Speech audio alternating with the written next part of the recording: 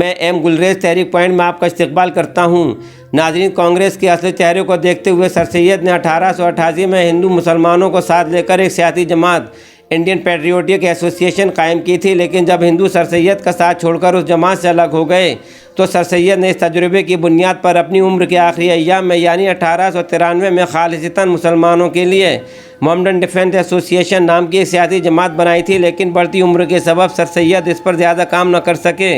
लिहाजा सर सैयद की 1898 में वफ़ात के बाद सर सैयद का वो पॉलिटिकल कोर्स सर सैयद के जानशीनों के लिए शम्मे फ़रोज़ा साबित हुआ था और 30 दिसंबर 1906 में रईस ढाका नवाब सलीमुल्लाह के यहाँ all India Mohammedan educational conference के बैनतली मुसलमानों का एक अज़ीमुश्शान सियासी इज्तिमा हुआ था, जिसमें ऑल इंडिया मुस्लिम लीग का क़याम अमल में आया, जिसके सदर सर आगा खां और जॉइंट सेक्रेटरी नवाब मोहसिनुल मुल्क और नवाब वक़ारुल मुल्क बने और अलीगढ़ को मुस्लिम लीग का मरकज़ बनाया गया।